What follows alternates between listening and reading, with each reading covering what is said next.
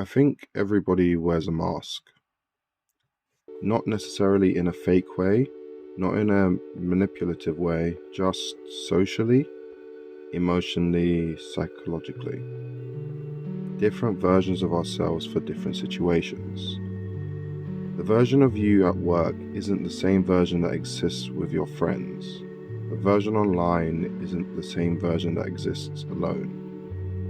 And fashion has always been tied to that, because clothing has just never been just practical. It's emotional, symbolic, protective. Sometimes clothing is confidence, sometimes it's insecurity, sometimes it's aspiration, sometimes it's armor. And the more I started studying into it, the more I realized people rarely dress their true self. Most of us dress as versions of who we want to become, or at least versions we want other people to believe.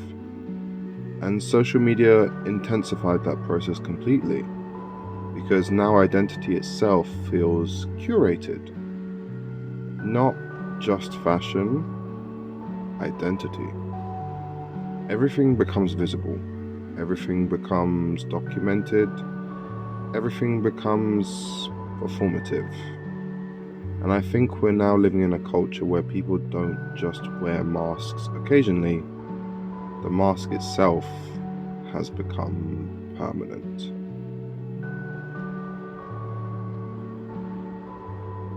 There's a psychologist called Carl Jung who describes something known as the persona.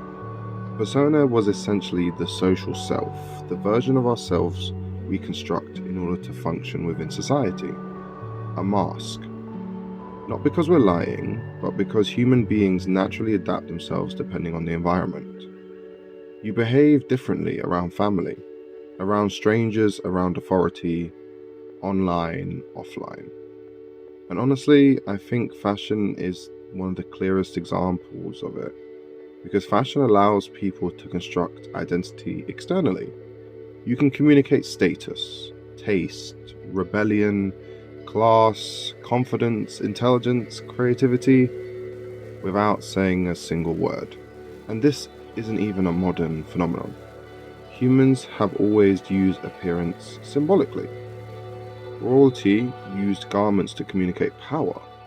Subcultures used clothing to communicate resistance. Uniforms communicate hierarchy. Luxury communicates exclusivity.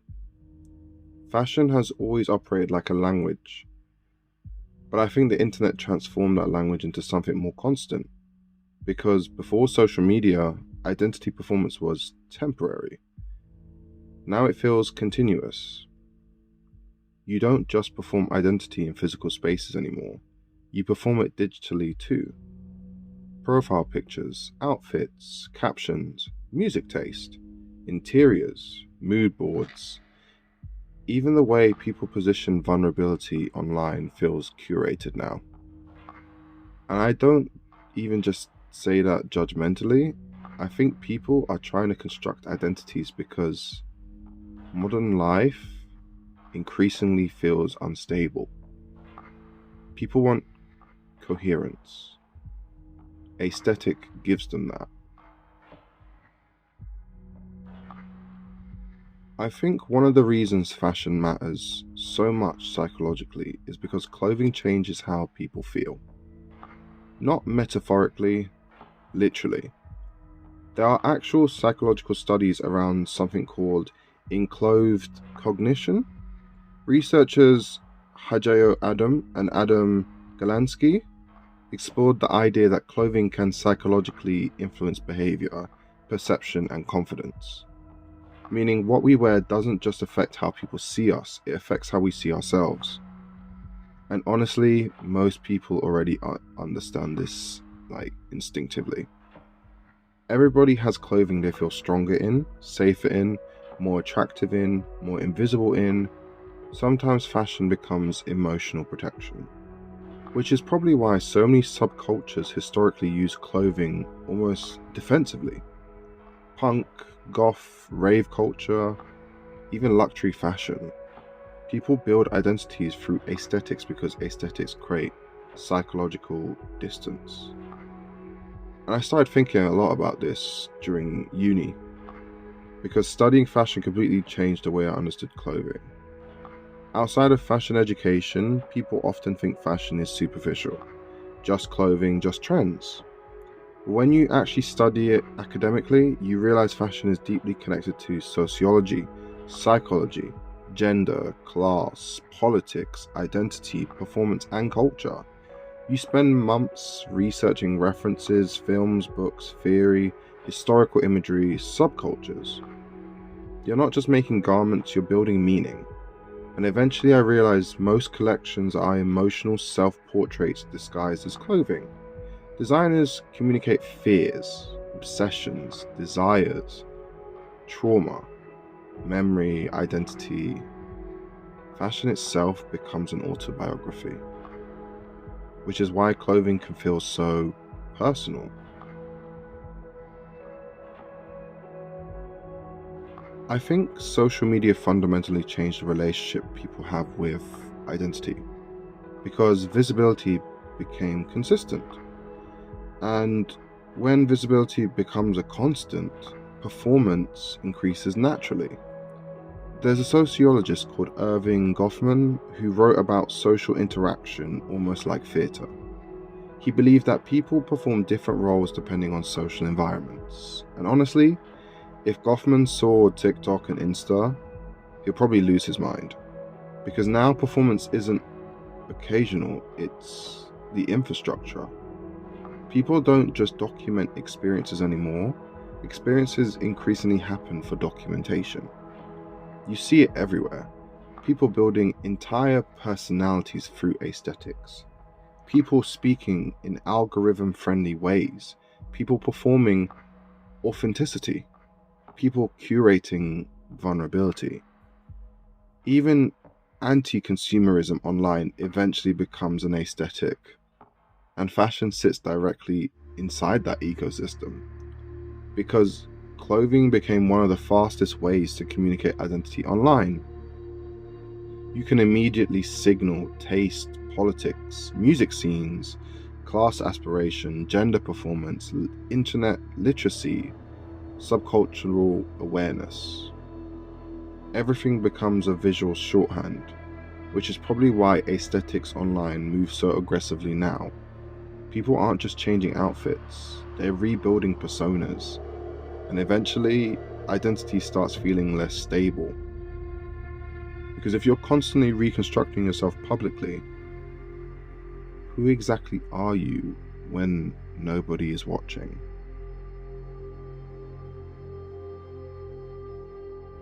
There's also something else happening psychologically. A philosopher called Slavoj Žižek talks a lot about desire, specifically the idea that people often desire through fantasy. Not necessarily because they truly want something, but because culture teaches them what desire should look like. And I think fashion operates heavily through that mechanism. People don't just buy clothing for practicality, they buy narratives. The fantasy of becoming someone else, the fantasy of transformation, the fantasy of visibility, the fantasy of reinvention. Which is why fashion imagery has always been so emotionally powerful. Campaigns rarely sell garments directly, they sell atmosphere, identity, dreams, community, culture. And social media accelerated this to an extreme degree. Now people aren't just consuming fashion campaigns, they're turning themselves into the campaigns. Personal branding, lifestyle curation, aesthetic consistency, visual identity. Everything becomes image management. And eventually the distinction between person and performance starts collapsing. You can feel it socially now. People are increasingly speak about themselves through branding language, curating themselves like products, optimizing personality. The self becomes a project. And honestly, I don't think that this is because people are fake. I think modern culture increasingly rewards visibility over intimacy. So people adapt. I think one of the strangest consequences of modern internet culture is that people are becoming hyper-visible while simultaneously feeling emotionally disconnected. Because visibility doesn't automatically create intimacy, sometimes it creates distance. I think a lot of people are exhausted from maintaining identities, exhausted from self-documentation, exhausted from performance. There's a theorist called Byung-Chul who writes about burnout and modern self-optimization. And one of the things he talks about is how modern people increasingly internalize pressure. We become responsible for constantly producing ourselves, improvising ourselves, improving ourselves, pretending to be ourselves, and presenting ourselves. You're no longer just expected to exist, you're expected to curate your existence, which means identity itself is starting to become a labor. And I think that's why so many people feel detached from themselves now. Because when every aspect of life becomes a performance, authenticity becomes difficult to locate. Not impossible, but difficult. So maybe masks aren't the problem. Humans have always worn masks. Fashion has always involved performance. Identity has always been constructed socially. But maybe the real difference now is scale. The internet has created a world where performance has become permanent, where identity became visible at all times, where aesthetics become personality, where branding becomes emotional, where authenticity itself becomes performative. And honestly, I don't think people are becoming less real. I think people are just trying to survive a culture that constantly asks for them to be visible, to be desirable, to be interesting, to be perceived all of the time. So maybe the question isn't whether we wear masks. Maybe the question is whether we still remember who is underneath them.